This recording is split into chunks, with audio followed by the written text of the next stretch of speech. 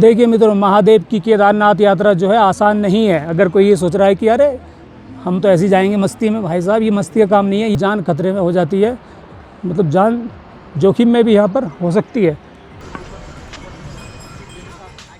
सोनप्रयाग से 50 रुपये में शेयरिंग टैक्सी गौरीकुंड में यहाँ लाकर छोड़ती हैं। यहीं से केदारनाथ की 16 किलोमीटर की पैदल यात्रा जो है शुरू होती है। इसको गौरीकुंड का एंट्री गेट मान सकते हैं। महादेव जी का नाम लेकर यात्रा शुरू कीजिए। भगवान आपकी यात्रा मंगलमय करे। इन्हीं उम्मीदों के साथ आगे बढ़ रहे हैं। नीचे मंदाकिनी नदी बह रही है, जो कि केदारनाथ के चोराबाड़ी ग्लेशियर से निकलती है। मंदाकिनी अलकनंदा की सहायक नदी है। रिवर के साइड वाला रास्ता गर्म जल के तप्त कुंड की ओर जा रहा है। बहुत से तीर्थयात्री इस कुंड में स्नान करने के बाद यात्रा शुरू करते हैं। यहाँ पर पार्वती जी ने शिव जी की तपस्या करने से पहले स्नान किया था। गौरीकुंड में आम जरूरत की लगभग हर चीज़ मिल जाएगी।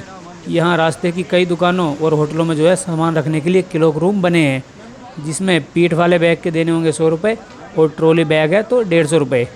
ज़्यादा सामान लेकर यात्रा ना करें, या तो होटल में रख दें या फिर क्लॉक रूम में। यहाँ से नीचे तप्त कुंड और गौरा मंदिर जाने का रास्ता है। मंदिर के अंदर शिव जी और पार्वती जी की मूर्तियाँ हैं। आगे बढ़ने से पहले इनके दर्शन जरूर करें, क्योंकि शिव और शक्ति दोनों के आशीर्वाद से यात्रा आसान होती है। ऊपर रात को ठंड रहती है, इसलिए अगर साथ में गर्म कपड़े नहीं लाए हैं तो यहाँ से ले सकते हैं। थोड़े महंगे तो होंगे, पर सर्दी से भी तो बचना है ना। गौरीकुंड से निकलकर बाहर आ चुके हैं, जहाँ बीच में लकड़ी गाड़ कर आने जाने के लिए अलग अलग रास्ता बनाया गया है। यहाँ से थोड़ा आगे घोड़ा पड़ाव है, जहाँ से घोड़ा बुक कर सकते हैं। इन्हीं घोड़े खच्चरों को केदारनाथ यात्रा की रीढ़ माना जाता है। गौरीकुंड से करीब 300 मीटर आगे ये गौरीकुंड घोड़ा खच्चर प्रीपेड काउंटर है, जहाँ से केदारनाथ और बीच के स्थानों के लिए बुकिंग होती है। रास्ते में जगह जगह ऐसे बोर्ड लिखे मिलेंगे कि पहाड़ी से पत्थर गिरने का भय है, कृपया उचित दूरी बनाकर चलें, क्योंकि कहीं कहीं पर ऊपर से पहाड़ी कच्ची होती है, इसलिए मिट्टी कटने से पत्थर नीचे गिरने का खतरा रहता है। बारिश से बचने के लिए रास्ते के ऊपर टीन शेड लगाई गई है। सामने एंट्री गेट है।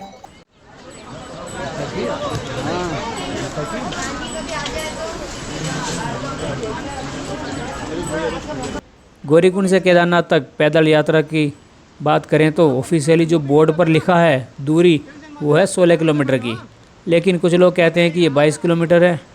इसको नापने के लिए मैंने सैमसंग मोबाइल के अपने हेल्थ ऐप ओपन करके जो है यात्रा की थी, ताकि दूरी पता चल सके।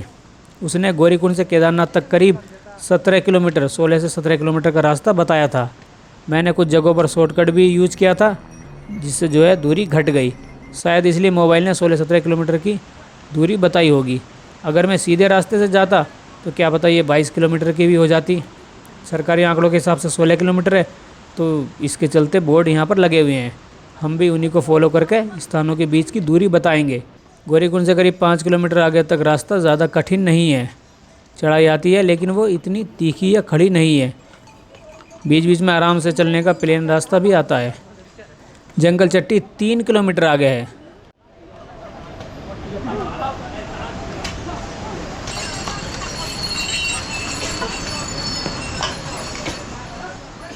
देखिए, बारिश और लैंडस्लाइड से साइड में रास्ता टूट चुका है। ऐसी घटनाएं अक्सर मानसून और उसके बाद ज़्यादा होती हैं। रेलिंग को मजबूती देने के लिए रास्ते के नीचे अंदर तक लोहे की छड़ गाड़ी गई है, लेकिन फिर भी लिखा रहता है कि रेलिंग पर ज़्यादा जोर ना डालें, कहीं कहीं पर ये कमज़ोर भी होती है। गौरीकुंड के बाद ट्रैक पर ये पहला वाटरफॉल है। पानी कितना ज़्यादा प्योर नज़र आ रहा है। इसको पीने के लिए भी यूज कर सकते हैं। ठंडा ज़्यादा है तो जैसे कि पहले बताया कि जिस बोतल में काफ़ी देर तक पानी गर्म रहता है, अगर वो आप लेकर आए हैं साथ में, तो उसमें मिक्स करके इसको यहाँ पर पी लें। पहले के मुकाबले अब यात्रा में काफ़ी सुविधाएं हो गई हैं। करीब हर आधा 1 किलोमीटर पर स्त्री पुरुषों के लिए सुलभ शौचालय, टॉयलेट की व्यवस्था की गई है। यहाँ पर रास्ते ने ऊपर की ओर चढ़ाई ले ली है। इसी तरह आगे भी चढ़ाई उतराई और प्लेन रास्ता आता रहेगा। शुरू के 5-6 किलोमीटर ज़्यादा कठिन नहीं है, लेकिन इसके बाद रास्ता काफ़ी मुश्किल हो जाता है। उसके सामने तो ये चढ़ाई कुछ भी नहीं है। जितना भी दिक्कत है चलने की, वो रामबाड़ा के बाद से ही स्टार्ट होती है। वहाँ पता चलेगा कि आप में कितना दम है। ये छोड़ी में गवर्नमेंट मेडिकल रिलीफ पोस्ट है। अगर स्वास्थ्य संबंधी कोई समस्या हो तो यहाँ दिखा सकते हैं। आगे भी काफ़ी जगह पर मेडिकल हेल्प मिलती रहेगी। जगह जगह पर इस तरह की चुनौतियाँ लिखी हैं कि ये भूस्खलन क्षेत्र है जहाँ ऊपर पहाड़ से मिट्टी पत्थर या मलबा गिरने का डर है, तो सावधानी से देखकर चलें। जहाँ ऐसा लिखा हो वहाँ ना रुके। करीब आधा किलोमीटर तक रास्ता ऐसे ही समतल चलेगा। यात्री रुककर खाने पीने का आनंद ले रहे हैं, खासकर खीरे का। खीरा यहाँ बहुत बिकता है, सेहत के लिए भी सही है, लेकिन खीरा और पानी एक साथ ना खाए पिए वरना गड़बड़ हो सकती है। केदारनाथ मंदिर 13.5 किलोमीटर और जंगल चट्टी 1.5 किलोमीटर है। किलोमीटर को लेकर कोई कन्फ्यूज़न ना हो, इसलिए इसको मैं यहीं पर क्लियर कर देता हूँ। गौरीकुंड से 2 किलोमीटर आगे चिरवासा है, उसके 2 किलोमीटर पर जंगल चट्टी, फिर 2 किलोमीटर आगे बढ़ने पर भीमबली के दर्शन होंगे। वहाँ से 1 किलोमीटर आगे रामबाड़ा, रामबाड़ा से 1.5 किलोमीटर पर छोटा लिंचोली और वहाँ से 2.5 किलोमीटर पर है बड़ा लिंचोली। 1 किलोमीटर बाद छानी कैंप, जहाँ से रुद्रा पॉइंट की दूरी बचती है 2 किलोमीटर। इस पॉइंट से 500 मीटर आगे केदारनाथ बेस कैंप है और यहाँ से फिर 1.5 किलोमीटर बाद आता है महादेव का केदारनाथ मंदिर। ये किलोमीटर थोड़ा बहुत इधर उधर हो सकता है, पर ज़्यादातर ठीक ही है। इन सब स्थानों पर खाने पीने की सुविधा और कुछ जगहों पर रुकने की भी व्यवस्था की गई है। यहाँ से 2 सीधी चढ़ाई चढ़ने के बाद हम पहुँच जाएंगे चिरवासा में, यानी कि गौरीकुंड से यहाँ तक हमारी 2 किलोमीटर की यात्रा पूरी हो चुकी है। अब केदारनाथ मंदिर 14 किलोमीटर बचा है। चिरवासा में भैरवनाथ जी के भैरव मंदिर के दर्शन करें। जहाँ भोलेनाथ जी होंगे वहाँ भैरवनाथ जी भी मिलेंगे। काले रंग में उनकी मूर्ति विराजमान है, दोनों तरफ त्रिशूल गड़े हैं। मंदिर के बाहर नंदी जी हैं।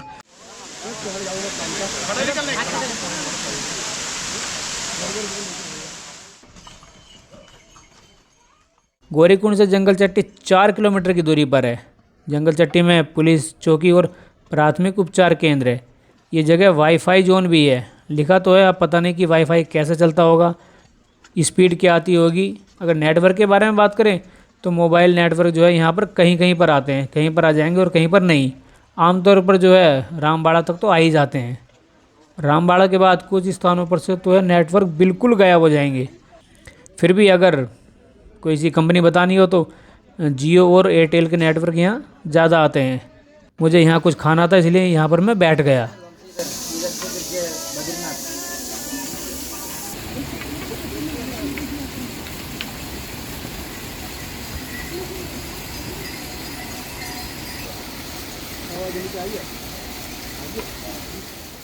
खाने के बाद मैं जंगल चट्टी से अगले स्थान भीमबली की ओर जाने के लिए निकल गया, जो यहाँ से 3 किलोमीटर है। जंगल चट्टी में खाने पीने की अच्छी व्यवस्था है। यहाँ मैगी और कोल्ड ड्रिंक वगैरह जो है 50-50 रुपये में मिल जाती है, और चाय लेंगे तो उसके 20 रुपये लगेंगे। यही है रुद्रा वाटरफॉल। गिरते पानी की आवाज़ महसूस कीजिए, कितनी अच्छी लगती है।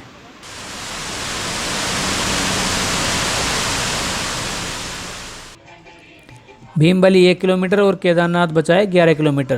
देखिए, कहते हैं कि हर किसी के लिए ज़िंदगी एक सी नहीं होती। दूसरों का बोझा उठाना पड़ता है खुद का पेट पालने के लिए। और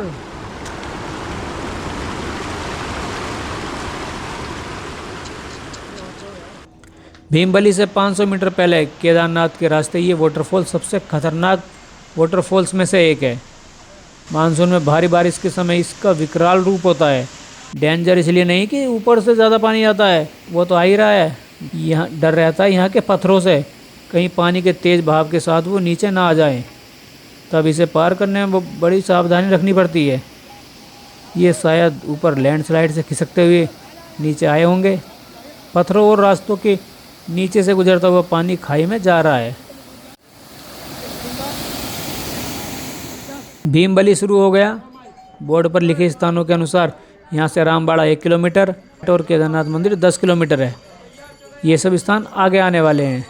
भीमबली में रहने, खाने पीने, वाईफाई और शौचालय सब सुविधा है। GMVN की ओर से खाने के लिए कैफेटेरिया है। उसके आगे रात को रुकने के लिए भीमा कॉम्प्लेक्स है, जो कि सी लेवल से 2500 मीटर की ऊंचाई पर बना है।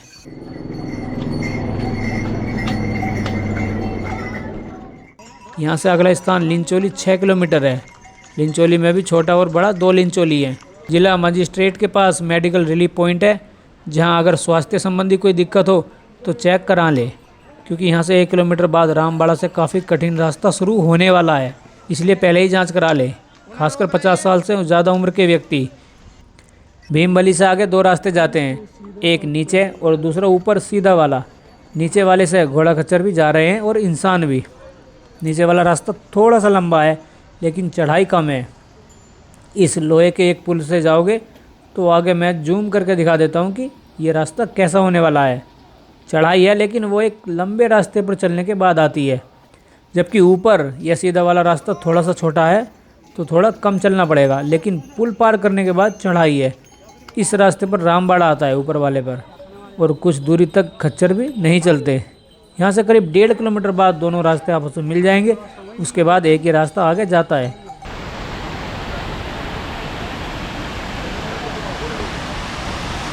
भीमबली से रामबाड़ा जाते हुए मंदाकिनी नदी गहरी घाटी से होकर गुजरती है। वीडियो में देखकर आपको शायद अंदाज़ा ना लग रहा होगा, पर वैसा भी ये खाई इतनी ज़्यादा गहरी है कि जब यहाँ से पानी गुजरते हुए देखोगे ना और उसकी आवाज़ सुनोगे तो सच में बड़ा, क्या कहते हैं उसे, भयंकर सा लगेगा।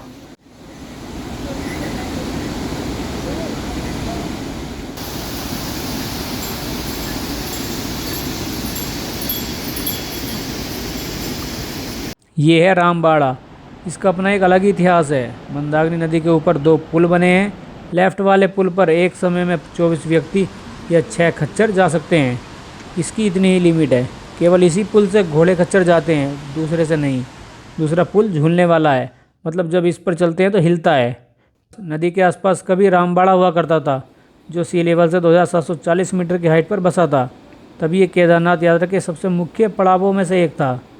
16 से 17 जून की रात को केदार घाटी में, उस समय घाटी में जो है लगातार 2 दिन से हैवी बारिश हो रही थी, जिससे आसपास की नदियां पानी से भर गई। कुछ समय बाद चोराबाड़ी ग्लेशियर के पास बादल फट गया। ग्लेशियर के फूटने से भारी मात्रा में पानी के साथ मलबा केदारनाथ से होता हुआ यहाँ तक पहुँचा। तब इस मंदाकिनी नदी का जल स्तर बहुत ऊपर उठ गया था। बाढ़ की लहरें इससे 5 गुना ऊँची आई और अपने साथ बड़े पत्थर, मलबा और बाकी चीज़ बहाकर लाई, जिससे रामबाड़ा की दुकानें, होटल, घर, इंसान, जानवर सब बह गए और रामबाड़ा का नामो निशान मिट गया। आज भी अगर ध्यान से देखोगे तो मंदाकिनी रिवर में एक पुराने लोहे के पुल के फ्रेम नज़र आ जाएंगे, जो 2013 की आपदा के समय का ही है। इसलिए 2014 में नदी पार करके राइट साइड की पहाड़ी पर नया रास्ता बनाया गया। अब इसी रास्ते से जो है यात्रा होती है। कुछ लोग बताते हैं कि पुराना वाला रास्ता वो था 16 किलोमीटर का। अब ये जो नया बनाया 2014 के बाद, तो ये 22 किलोमीटर का हो गया है। नया वाला जो रास्ता बना है उसमें रामबाड़ा से लिंचोली तक खड़ी चढ़ाई और तीखे मोड़ है। अब रामबाड़ा से आगे चलते हैं, जहाँ 1.5 किलोमीटर पर छोटा लिंचोली आएगा और 2.5 किलोमीटर बाद बड़ा लिंचोली। यहाँ से अपनी कमर कस लीजिए, क्योंकि बस आगे खड़ी और तीखी चढ़ाई शुरू होने वाली है। सामने ऊपर देखकर अंदाज़ा लगा सकते हैं कि चढ़ाई का क्या लेवल होने वाला है। नीचे वाला जो रास्ता देख रहे हैं वो रामबाड़ा वाला है, जिससे हम नीचे से यहाँ तक पहुँचे हैं। और सामने टीन शेड वाला दूसरा रास्ता वो जो आ रहा है ना, जो मैंने भीमबली में दिखाया था, तो वो वहाँ से आकर यहाँ पर मिल रहा है। मतलब यहाँ पर भीमबली और रामबाड़ा से आने वाले दोनों रास्ते कनेक्ट होते हैं। इसके बाद एक ही रास्ता होकर आगे बढ़ेगा। यहाँ से शॉर्टकट आना शुरू हो जाएंगे, जो कि आगे तक जारी रहेंगे। मैं अपना पहला शॉर्टकट का रास्ता लेकर ऊपर चढ़ने लगा। शॉर्टकट ज़्यादातर जो है ख़तरनाक होते हैं। जानबूझकर मैंने केदारनाथ यात्रा के शॉर्टकट लिए। मुझे लगता है कि मेरे पर महादेव जी का आशीर्वाद बना रहता है, जिससे मैं यात्राएं कर पाता हूँ। अब यात्राओं को काफ़ी अनुभव हो गया है और शरीर भी ठीक काम करता है, तो इस बार मुझे केदारनाथ पर जाते हुए ज़्यादा दिक्कत परेशानी नहीं हुई, क्योंकि एक तो भोलेनाथ जी का हाथ सर पर था, जिससे अब कठिन यात्राओं पर चलने की आदत हो गई है। दूसरा कि मैं इतनी यात्राएं कर चुका हूँ कि अब सब आसान लगता है। लेकिन अगर आप पहली बार आ रहे हैं या खुद पर विश्वास नहीं है या फिर बीमार हैं, उम्र ज़्यादा है, बच्चे हैं, तो शॉर्टकट का यूज़ बिल्कुल भी ना करें, क्योंकि अगर पैर थोड़ा सा भी इधर उधर पड़ गया तो ये जानलेवा हो सकता है। सीधे रास्ते से जाएंगे तो ज़्यादा ठीक रहेगा। ये शॉर्टकट दूरी तो कम कर देंगे, लेकिन कुछ गड़बड़ हो गई तो भाई साहब ज़िंदगी भी कम कर सकते हैं। इसलिए अपने आप को बिना जांचे परखे छोटा रास्ता ना लें। सीधा जो रास्ता बना है वहीं से जाएं। यहाँ पर पहला शॉर्टकट पूरा हुआ। छोटा था पर सीधे रास्ते के मुकाबले इसने कुछ दूरी कम कर दी।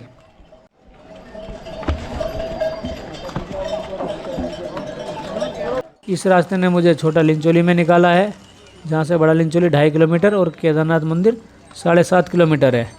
छोटा लिंचोली में खाने पीने की अच्छी व्यवस्था है, तो खाना पीना कर सकते हैं। मौसम के हिसाब से देखा जाए तो सितंबर और अक्टूबर यात्रा करने का सही समय है। नीचे देखकर अंदाज़ा लगाइए कि कितने नीचे से यहाँ तक पहुँचे हैं। वो छोटा सा शायद रामबाड़ा दिखाई दे रहा है, और अभी कहाँ, अभी तो थोड़ी देर बाद और ऊपर जाना है। ऊपर मतलब भगवान जी वाला ऊपर नहीं, पहाड़ के ऊपर। सामने बड़ा लिंचोली है। 14 अगस्त को बड़ी लिंचोली और छानी कैंप में बादल फटा था, जिससे ऊपर से बड़े पत्थर मलबा बहकर आया और कुछ दुकानें इसकी चपेट में आकर ध्वस्त हो गई। बड़ा लिंचोली वाकई में काफ़ी बड़ा है, जहाँ कैंपिंग, टॉयलेट, रहना, खाना पीना, घोड़े खच्चर आदि सब सुविधाएं मिल जाएंगी। ये दुकानें जहाँ लगी हैं वहाँ लिंचोली का इमरजेंसी हेलीपैड है। अभी तो भीड़ दिख रही है। अगर मौसम ख़राब हो या थक गए हों तो यहाँ रेस्ट कर सकते हैं। GMBN का रेस्टोरेंट भी है। बड़ा लिंचोली में ये शॉर्टकट है, पीछे रुकने के लिए कैंप बने हैं। इन रास्तों पर चलते हुए काफ़ी मेहनत लगती है, घुटने पर काफ़ी जोर पड़ता है। जैसे कि मैंने पहले बताया कि चलते हुए अगर थकान हो तो कोशिश करना कि कम से कम बैठें। थोड़ी देर रेस्ट करना है, रुकना है तो खड़े होकर ही कर लें, इससे दोबारा चलने में आसानी होगी। और हाँ, अगर भाई साहब ज़्यादा हालत ख़राब हो रही है तो भैया फिर बैठ जाओ, और क्या। बड़ा लिंचोली से 1 किलोमीटर आगे मैं छानी कैंप पहुँच चुका हूँ। टेंट कैंप सबकी व्यवस्था है। करीब 400 रुपये पर पर्सन में स्टे हो जाएगा। छानी कैंप में यहाँ से शॉर्टकट एक रास्ता जा रहा है। ये रास्ता करीब 2 किलोमीटर की दूरी कम कर देगा, जो सीधा रास्ता है उसके मुकाबले।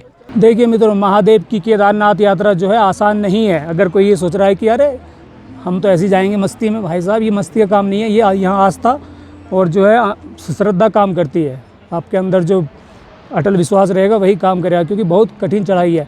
इतनी चढ़ाई चढ़कर आए हैं हम यहाँ तक।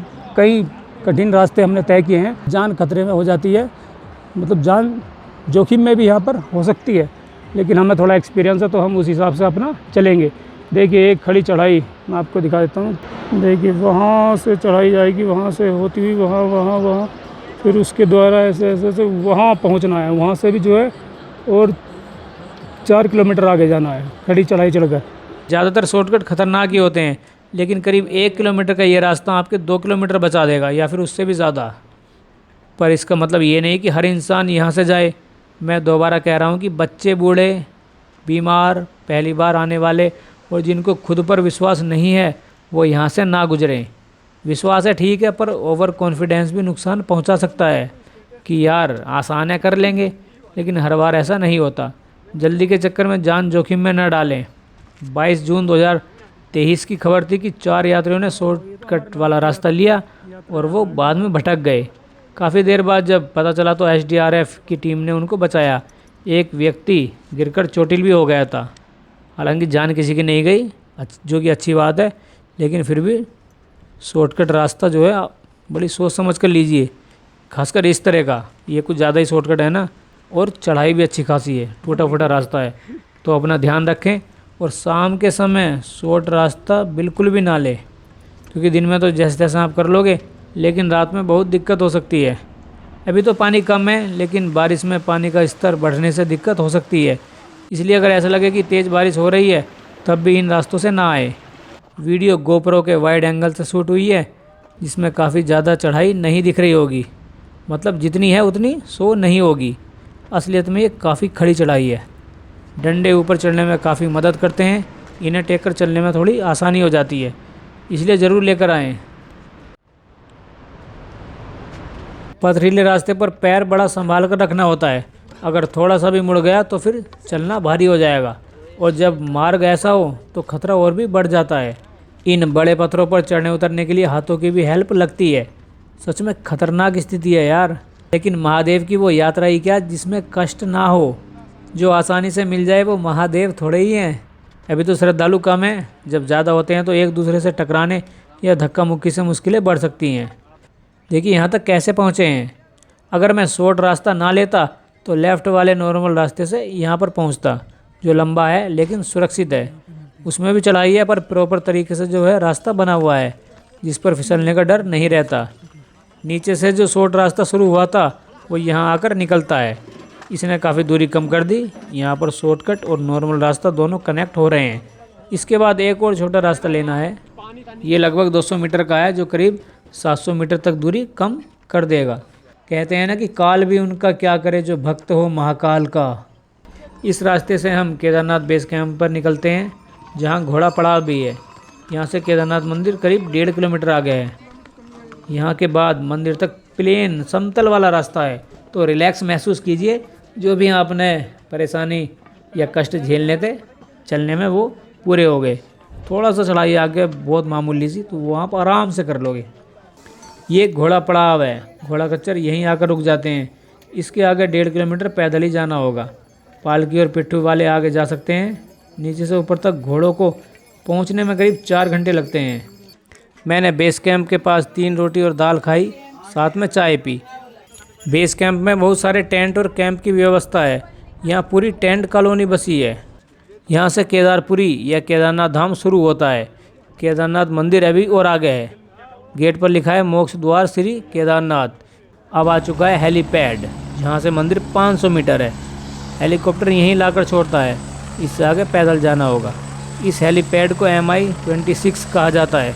इनकी ऑनलाइन बुकिंग heliyatra.irctc.co.in से होती है। बुक करते समय पूरी सावधानी बरतिएगा, क्योंकि आजकल बहुत फ्रॉड चल रहे हैं। कई नकली वेबसाइट बनाकर ठगी करते हैं। केदारनाथ धाम में GMVN की सबसे अच्छी सुविधा और आरामदायक वाला स्टे स्वर्गरोहिणी को माना जाता है। केदारनाथ मंदिर की ओर जाते हुए एक बड़ी महत्वपूर्ण और चमत्कारी कुंड है, रेतस कुंड, जहाँ पर ओम नमः शिवाय और भोले का नाम लेने से बुलबुले उठते हैं पानी में। यात्रियों के द्वारा अब इनमें बहुत सारे सिक्के डाल दिए गए हैं, जिससे पानी में बुलबुले तो बनते हैं, पर उसके लिए ज़ोर से आवाज़ लगानी होती है, क्योंकि सिक्कों के नीचे बुलबुले ठीक तरह से नहीं बनते, वो दब जाते हैं। सामने है महादेव जी का केदारनाथ मंदिर। इस प्रांगण में आकर एक अलग ही उत्साह, आनंद और भक्ति महसूस होती है। सुबह 9 बजे से शुरू की गई मेरी यात्रा ये शाम 4 बजे पूरी हुई, यानी कि 7 घंटे में मैं केदारनाथ मंदिर पहुंच गया। वो तो मैं वीडियो बनाते हुए आया था, इसलिए इतना समय लग गया, वरना शायद 5 से 6 घंटे में भी मैं यहाँ पहुँच सकता था।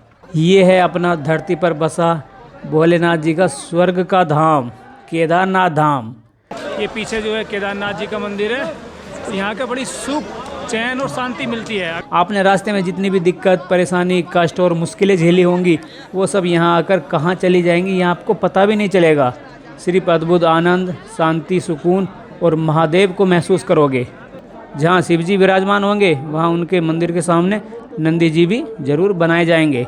आपको महादेव से पहले नंदी जी से मिलना होगा, इसलिए इनको शिव जी और कैलाश का द्वारपाल भी कहा जाता है।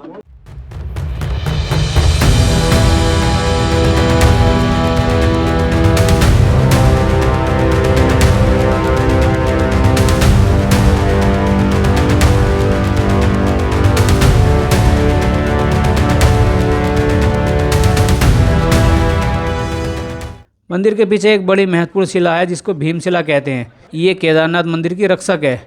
जब 2013 की बाढ़ आई थी ना, तब इसी ने मंदिर को बचाया था। आरती शुरू होने का समय हो रहा है, इसलिए इतना ज़्यादा संख्या में श्रद्धालु यहाँ जमा हुए हैं। अगर आपको आगे बैठना है तो जल्दी आना होगा, ताकि सही से आरती देख सकें।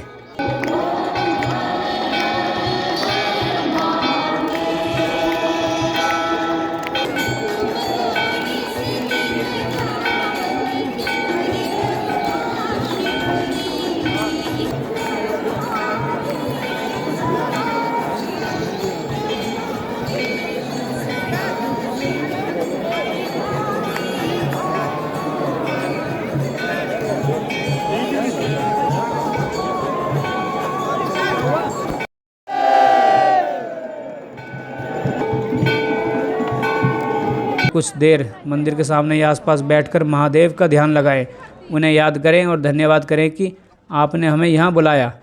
इसके लिए कोटि कोटि नमन। खाने की बात करें तो देखिए, यहाँ पर खाने पीने की चीज़ें काफ़ी महंगी हैं। एक थाली में दाल, चावल, सब्जी और रोटी 200 से 250 रुपये के बीच मिल जाएगी। बाकी चाय, बिस्कुट, पराठा, मैगी और जो भी वेज खाना है वो यहाँ पर मिलेगा, तो महंगा ही। अब लास्ट में चलते चलते केदारनाथ यात्रा के कुल खर्चे को देख लेते हैं कि हमारा यहाँ आने पर कितना रुपया लगेगा। यहाँ हम जो है मीडियम बजट की बात करेंगे। जैसे ये यात्रा हरिद्वार से हरिद्वार तक 4 दिनों की मानकर चलते हैं हम। डे 1 पहले दिन, डे 2 दूसरे दिन हम गौरीकुंड से केदारनाथ की ओर तीर्थ यात्रा शुरू करेंगे। डे 3 तीसरे दिन में क्या होगा, डे 4 चौथे दिन इस तरह 4 दिनों का हरिद्वार से केदारनाथ और वापसी का खर्चा आया 5,085 रुपये। मतलब 5,000 रुपये के आसपास में आपकी केदारनाथ यात्रा पूरी हो जाएगी। बाकी खर्चा आपकी सुविधा, जाने के समय और रहने खाने पर निर्भर करेगा।